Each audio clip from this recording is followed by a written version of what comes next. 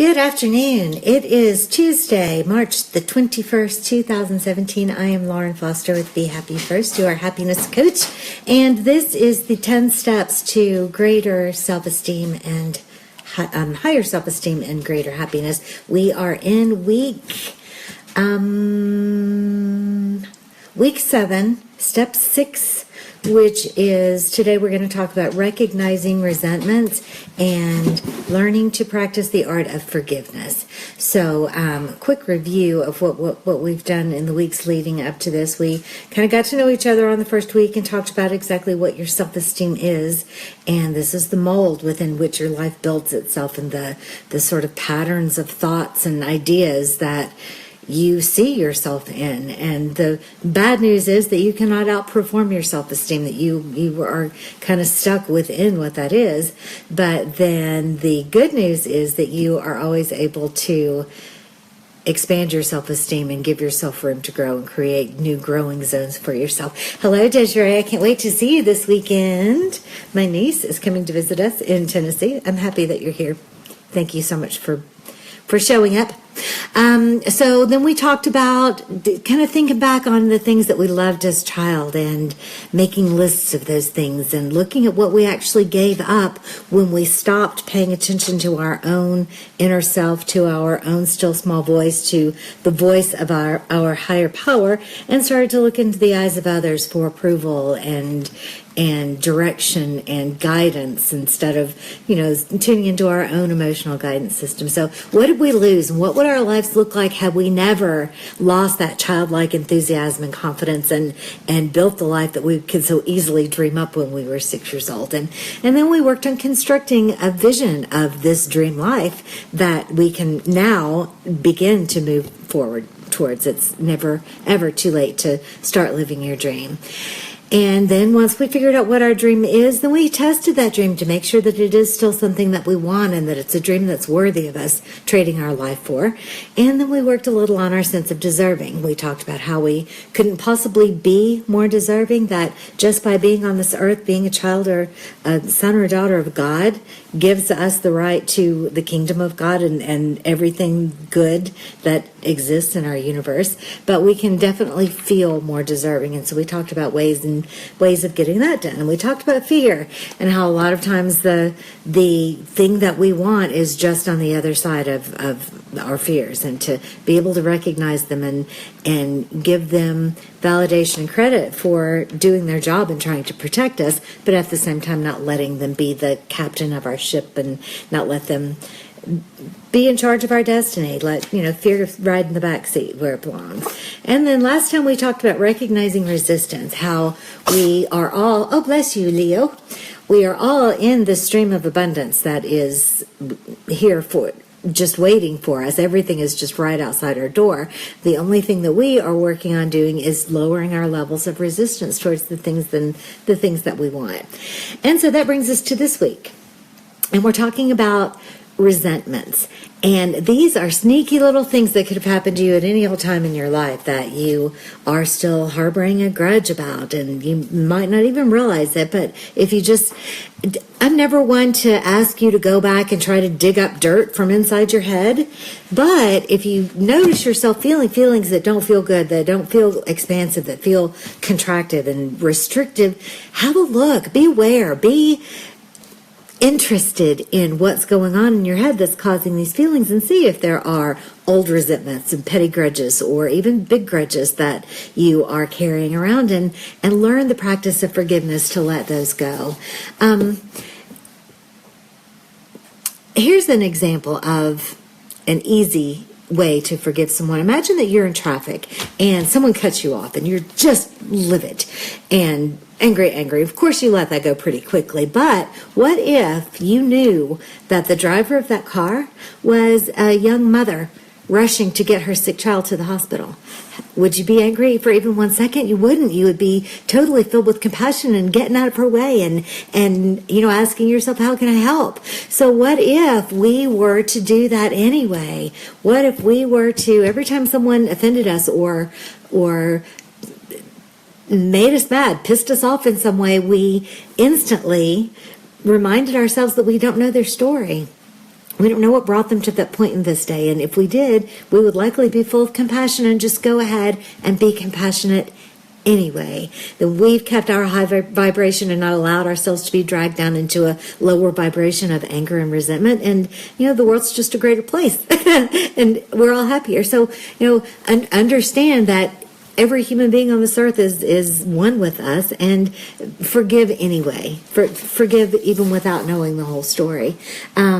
There's the story of a girl in a marketplace where somebody hit her in the head with an umbrella and she swirled around instantly angry, and it was a blind man trying to find his way and through a crowded street. And of course her anger instantly faded away. So let's just make a decision now that we're going to assume that whatever their story is, it would earn our compassion, and we're just going to be compassionate anyway. It's just a nicer way to live, and that you're unblocking your ability to receive by creating this great high vibration of forgiveness and joy and existing in that place. Let's see. Oh yeah, I wanted to teach you. I'm going to teach you a meditation from the Dalai Lama called the Loving Kindness Meditation. But first, I want to tell you what the Dalai Lama says about our sacred friends and the difference between the journey of a victim's journey or a hero's journey. So, first of all, a victim's journey will say, "This happened to me. This happened to me. This happened to me. This happened to me. This happened to me," all throughout your life. A hero's journey is all about how I chose these circumstances. I chose to assert myself in this way. I chose to live in this way. I did this for that person. A hero's journey is empowered. A victim's journey is disempowered. So make the choice that you're going to be the hero, that you're going to not be a victim of circumstances, that you are going to make your decisions according to what you want to think and you want to feel and how you want to grow, and not according to what apparent conditions there are in your life, the amount of money in your bank account, the soulmate or lack thereof that's in your life. All of the things, anything that happens outside of your skin is a condition that you have zero control over. All you have control over is what your reaction to it is going to be.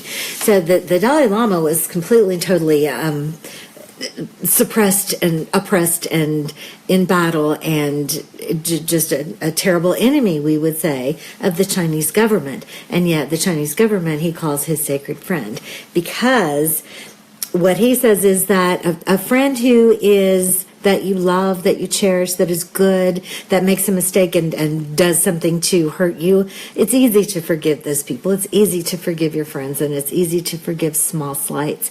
But big slights, big giant betrayals, and if you'll think about it, every hero's journey, Jesus, every hero's journey, somebody betrayed them, and the drama and the trauma of that is a huge point of the story, in that trauma and that effort that's required to forgive that person requires your heart to grow. It requires you to make yourself into a bigger person in order to be able to forgive these people that are so very, very hard to forgive. So the Dalai Lama calls these people that are so hard to forgive, that expand our hearts, he calls them our sacred friends.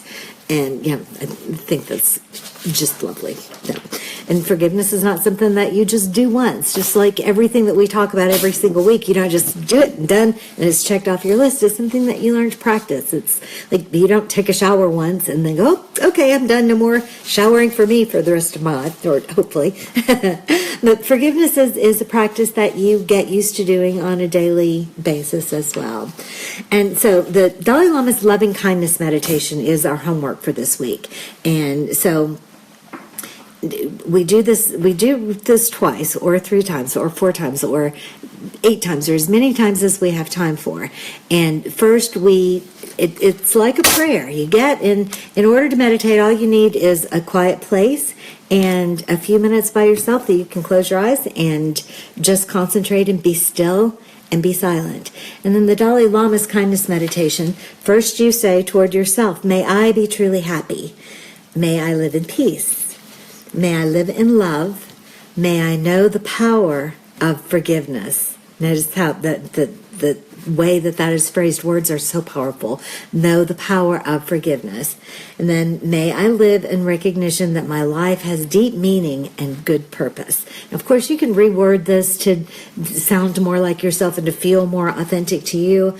But the basic gist of that is I want happiness, I want peace, I want love, I want the power of forgiveness, and I want to live in recognition that my life is going somewhere, that I'm here for a reason, that there's purpose, that there's meaning behind our existence here on earth, because sometimes it can feel like it's not. It can feel like we're just little ants scurrying around on this giant planet that don't really mean anything at all. But the truth is, each and every one of us is contributing to the expansion of the universe and making our choice whether we're going to grow and expand and use this time, this human experience that we're having for a short 100 years or so, to expand the universe, or if we're just going to kind of hang out like a bump on a log for the length of time. And it's completely up to us. We get to choose. All right, so after we do the loving kindness meditation towards ourselves, then we turn that towards another. Perhaps this is someone specifically that you're having a hard time forgiving. Maybe there's an old lover that did you wrong and you are still just hating on them. And every time they walk through the corridors of your mind, they are under attack and are not safe from you in there. If there's someone like that, say this meditation towards them and say it until you really mean it. Say it until you can conjure up a picture of that person's face and say, you know what? I wish the best for you. I wish the best for you. I'm not ever saying that you have to condone any behavior. If someone has misused you or mistreated you or abused you in the past, you don't have to say it's okay. And you don't have to say that you are ever going to accept any behavior like that. And you don't have to say that you're going to be in this person's life. The forgiveness is not about them. Forgiveness is about you.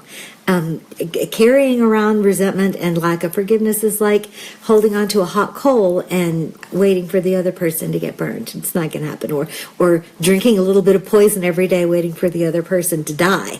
So forgiveness really has little to do with anyone outside of yourself. But so for the second part of your loving kindness meditation, it's the same thing, only directed towards someone else.